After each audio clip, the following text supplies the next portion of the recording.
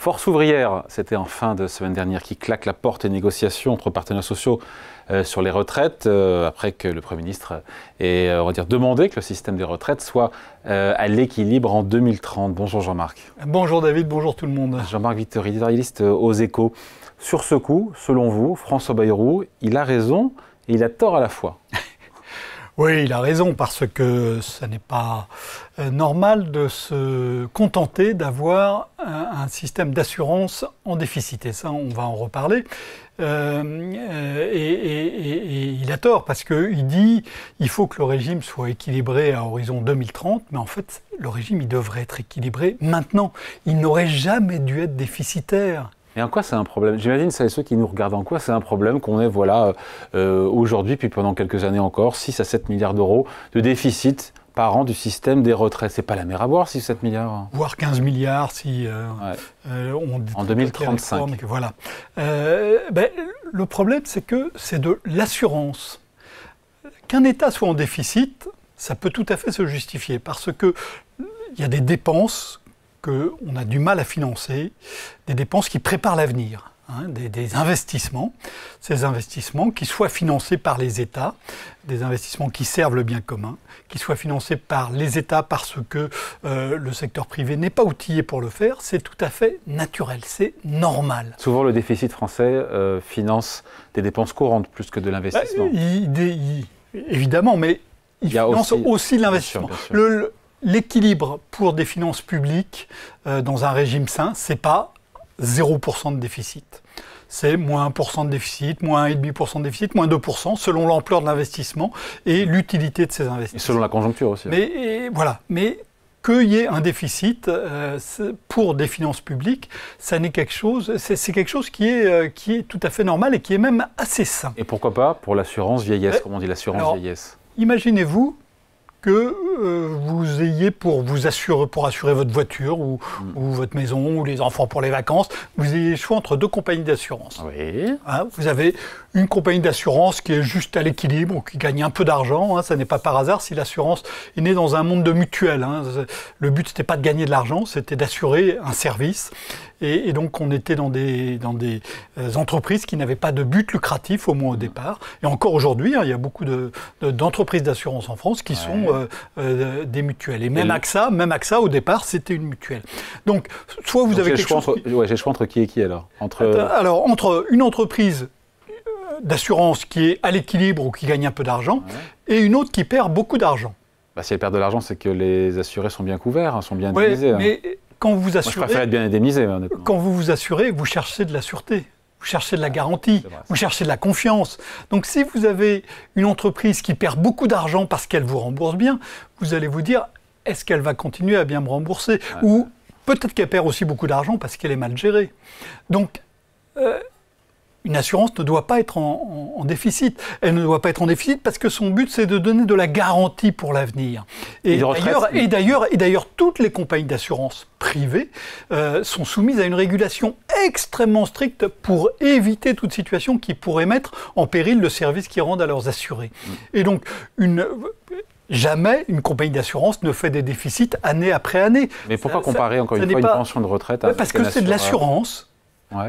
Quand on a créé le système général de protection sociale en 1944, on a choisi le terme d'assurance. Il y avait deux systèmes qui étaient sur la table à l'époque. Il y avait le système allemand et le système britannique. Le système britannique, le système beveridgien, c'est la puissance publique qui organise la protection sociale, et donc c'est avec une logique de solidarité très forte et un financement qui relève par nature de l'impôt.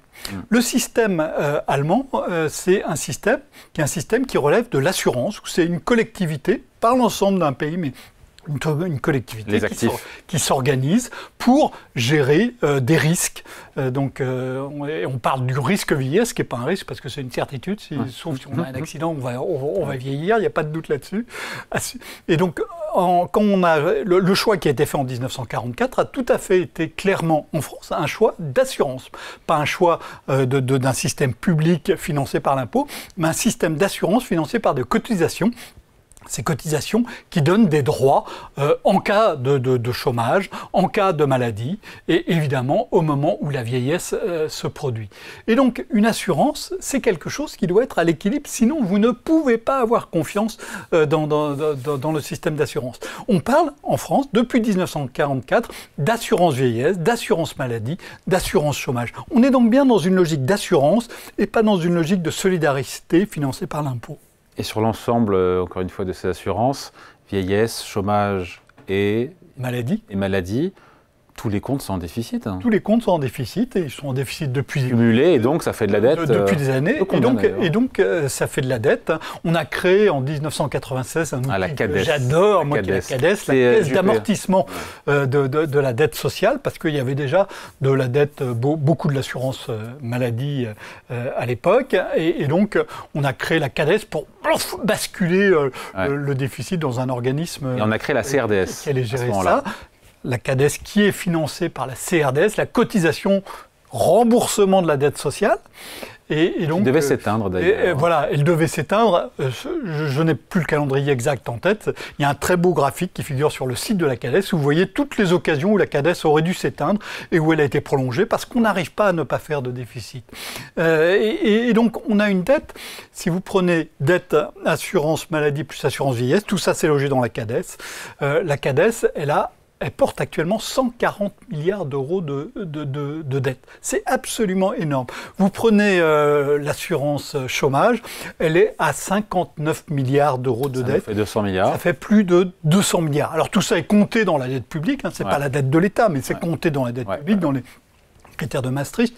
Mais encore une fois, c'est une dette qui est d'une nature très différente de celle de l'État, puisque l'État, on peut espérer qu'elle aura des recettes demain, que l'État aura des recettes demain pour assumer le financement de cette dette. Pour la protection sociale, on est sûr qu'il n'y aura pas de recettes supplémentaires qui vont être engendrées par l'assurance vieillesse. Ça peut être un peu différent pour le chômage. Pour le chômage, on peut dire si la situation de l'emploi s'améliore, à ce moment-là, on pourra taxer les salariés pour rembourser cette dette. Ça revient à l'équilibre. Bon, voire même, c'est parfois excédentaire aussi. D'ailleurs, ces 2 dernières années, le régime d'assurance chômage était à l'équilibre. Et du coup, le gouvernement ponctionne de l'argent dedans pour financer le service public de l'emploi. Enfin bon, voilà. Ça tripatouille. En plus, on a du tripatouillage en permanence, on en a aussi.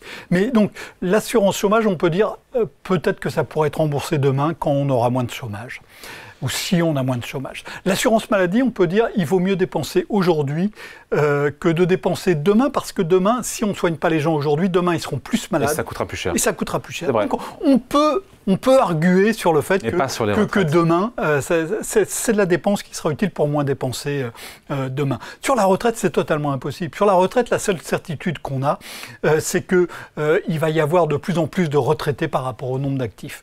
Et donc, ça n'est pas de la dette qu'il faudrait faire, c'est de la réserve. C'est exactement l'inverse. Oui, d'accord.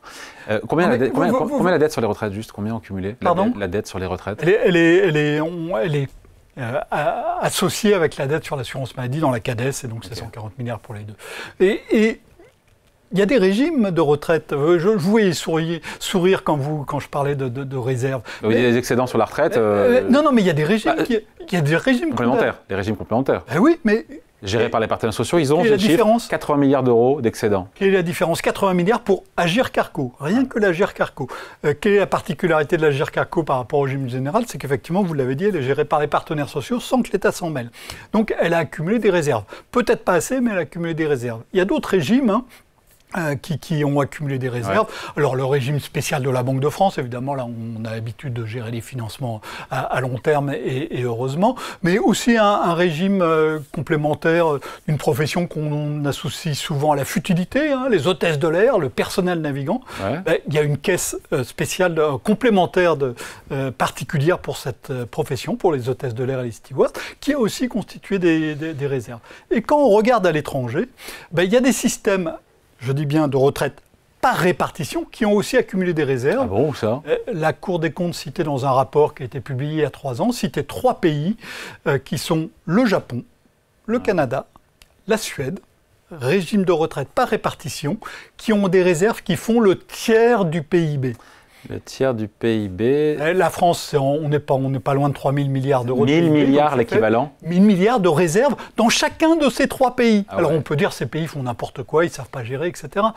On peut aussi se poser des questions, on peut se dire non, ça c'est de la vraie assurance, c'est de la vraie assurance. Mais comment ils ont fait? Ils travaillent plus longtemps, c'est toujours ça l'idée. Hein. Non, ils travaillent plus longtemps. Il y a un moment où ils ont adapté les cotisations en fonction des besoins qu'ils avaient identifiés pour le futur, parce qu'eux aussi, ils ont une démographie qui est compliquée, en particulier le Japon. Peut-être les pensions sont moins généreuses aussi, non? Seulement.